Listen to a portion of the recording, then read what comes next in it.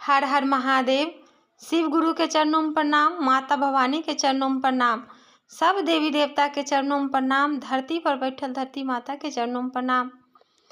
हम रीना देवी शारदा देवी शिव चर्चा के भजन के तरफ से आजकल हम कार्तिक महात्म कार्तिक मास के हर एक अध्याय रौरा लोग के कहतनी सुनाओ तनी। आज अध्याय 6 बा। रौरा लोग ई कथा जरूर सुने कि स्नान करे के कार्तिक महात्म बा। ये स्नान के विधि बताइल बा। में हम वह बतावे के कोशिश करतनी। रौरा लोग के अच्छा लगे तो लाइक सब्सक्राइब कमेंट जरूर करें लोग। 7वां अध्याय सुनने के लिए सब्सक्राइब करें लोग। कमेंट में हर हर महादेव जरूर लिखें लोग।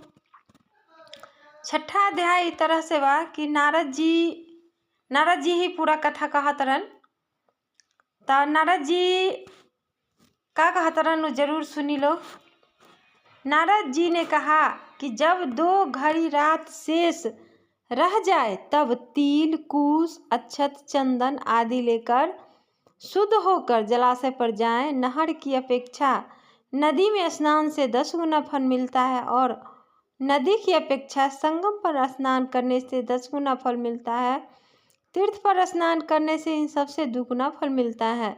स्नान से पहले भगवान का ध्यान करके स्नानार्थ संकल्प करे, फिर तीर्थ में उपस्थित देवताओं को क्रमशः एवं आचमन्यम आदि देवे।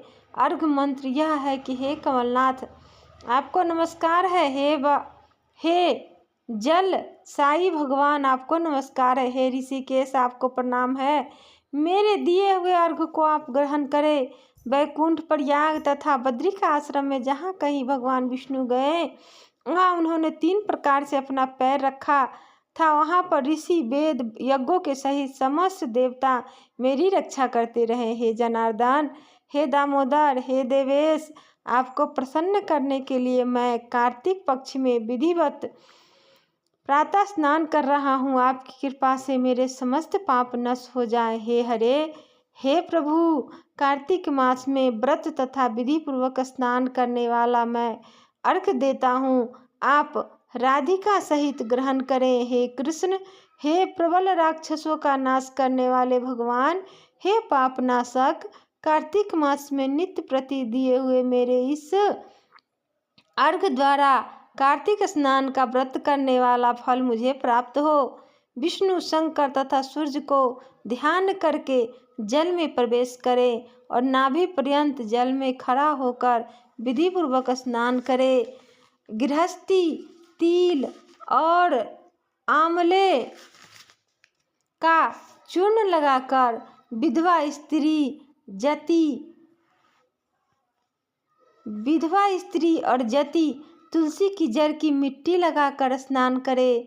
7वीं अमावस्या, 9वीं, त्रयोदशी, द्वितीया, 10वीं आदि तिथियों को आंवला तथा तिल से स्नान नहीं करना चाहिए।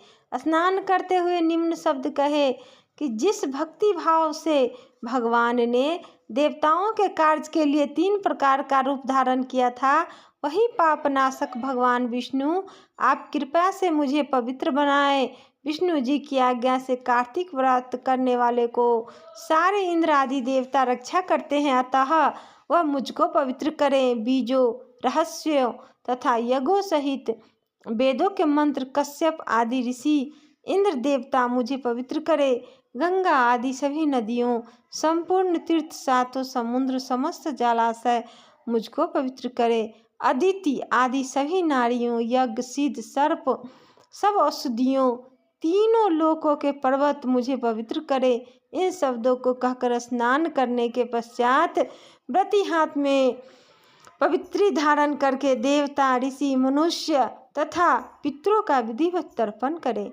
समय जितने भी तिल तर्पण में रहता है उनसे वर्ष पर्यंत व्रती के पितृगण स्वर्ग में वास करते हैं। तत्पश्चात व्रत करते समय जल से निकलकर शुद्ध वस्त्र पहने और प्रातः काल के सब कृत्यों से निवृत्त होकर पुनः भगवान विष्णु का पूजन करे। समस्त तीर्थों के सारे देवताओं का स्मरण करके भक्ति पूर्वक सावधान होकर चंदन फूल फल सहित भगवान विष्णु को फिर से अर्घ देवे। अर्घ मंत्र का अर्थ यह है कि पवित्र कार्तिक मास में मैंने स्नान किया है, हे विष्णु जी, राजा के साथ आप मेरे दिए अर्घ को ग्रहण करें।